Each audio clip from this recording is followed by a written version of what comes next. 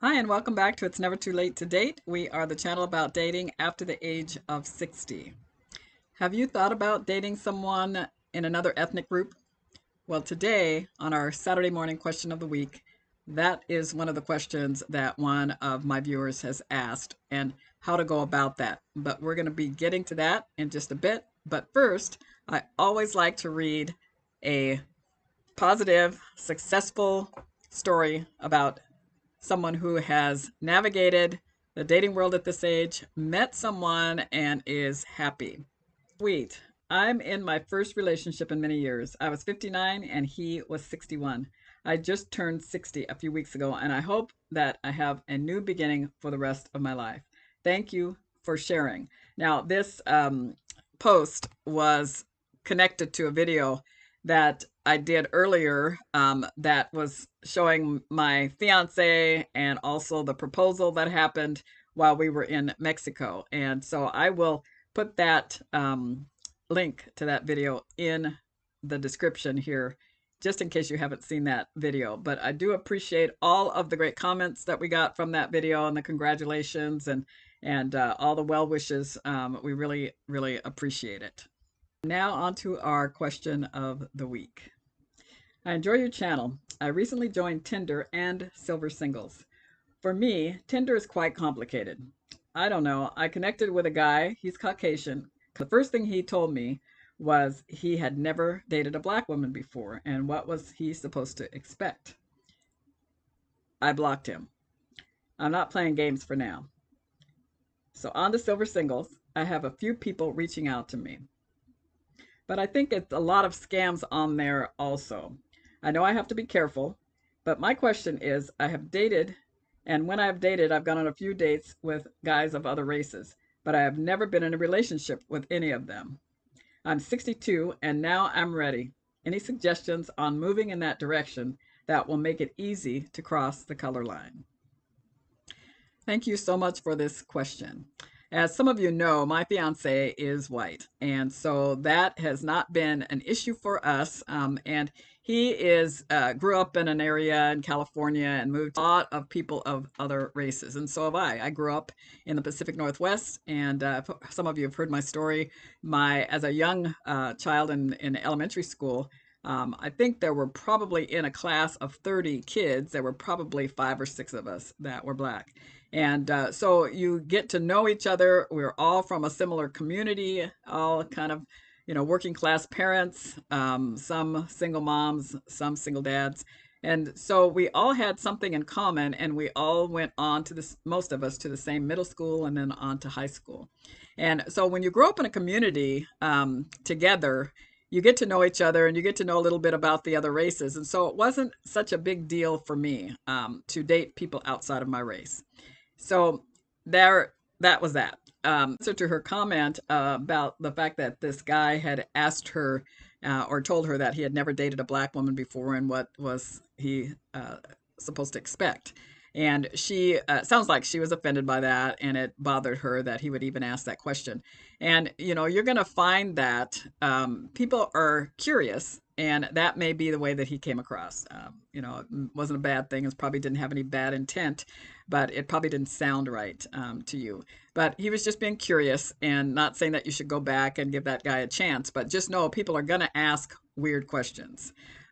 So David, my fiance, never did, but he had friends that were of other races and some black friends. And so some of those things just never came up. And both of us, you kind of learn about each other as you go. But saying that, it's also easiest if you've been in situations where you're around a lot of people from other races. Then it's not a problem. You're just getting to know each other just like you would anybody, even if they were of the same race as you are. Now, on to her comment about a lot of scams out there. She's right. There are a lot of people out there trying to scam you. But one way to avoid that, so there's a couple different types of scammers. There's the ones who are just online just to chat. They're not real, or they're married and they're just wanting to have somebody to chat with. And they may go a little bit too far in their conversations. But the first thing to do, if there's somebody that's commenting to you about wanting to former relationship or whatever, is to set up a meeting in a public place. And if they're real and they're really looking for a date and they're not married, most likely they'll meet with you. If they're not being authentic, then usually they're going to avoid meeting, or they'll avoid the question. They'll do everything they can and tell you all kinds of things as to why they can't meet you. And so you just want to be aware of that. There were so many profiles that I saw when I was on dating that the guys, they look perfect. They look like models. They had the perfect profile. Everything looked just too good to be true. And when you're chatting with them, they always seem to be on another coast, someplace far away. Even though I put my parameters asking for somebody close by, they would be far away. And what their intention was, I don't know. But they were usually the ones that you would chat a couple times and they would be love bombing you right away. And if you saw my video, my interview with Kevin, you'll see that he talked about the love bombing and how that's one way to spot a con person. And maybe these people were trying to get money from me or something in the future, but I never let it go that far.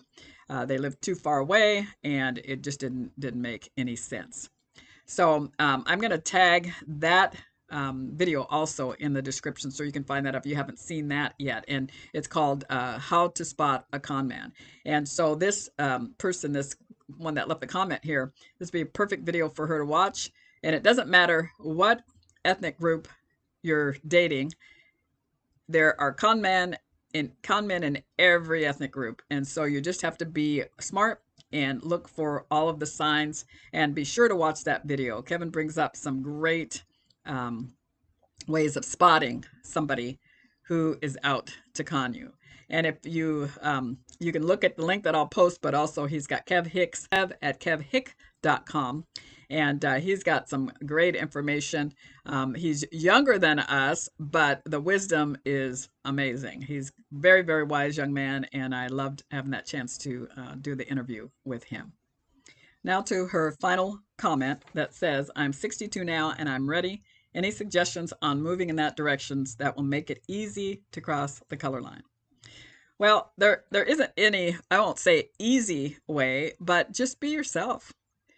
Be yourself, and if you meet somebody online and they seem to have some things that are in common, no matter what color they are, then explore that. You know, chat as much as you can, but don't wait too long to meet in person.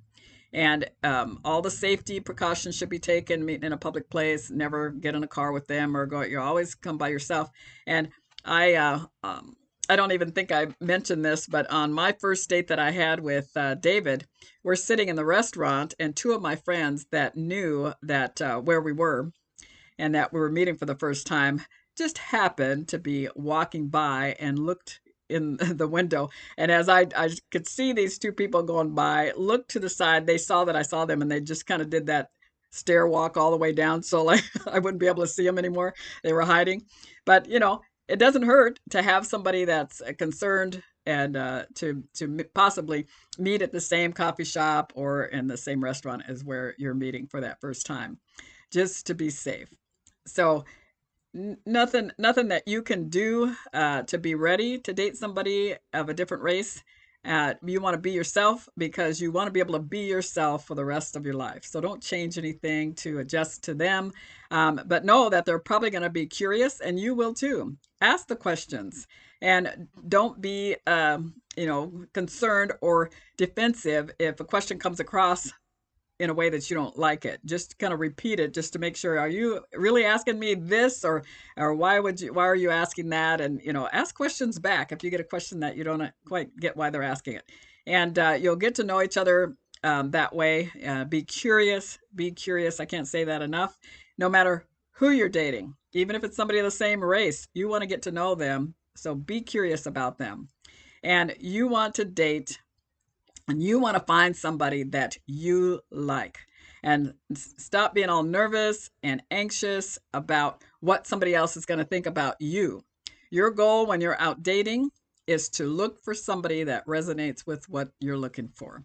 And just be yourself, look for that, and hopefully they'll like you back. But that's not your goal. Your focus should be on just looking for somebody that fits what you're looking for, that makes you laugh, that has respect for you, you've got a lot in common, and you want them to like the same kind of things that you like, but it doesn't have to be everything.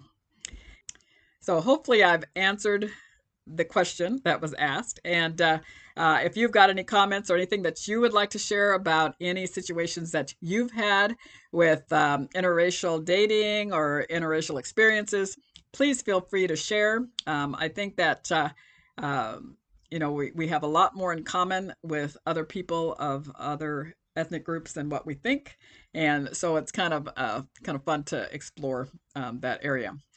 It just opens up your view of what the world is really like. And so thank you for joining me today. Please like and subscribe, and I'll see you on the next video.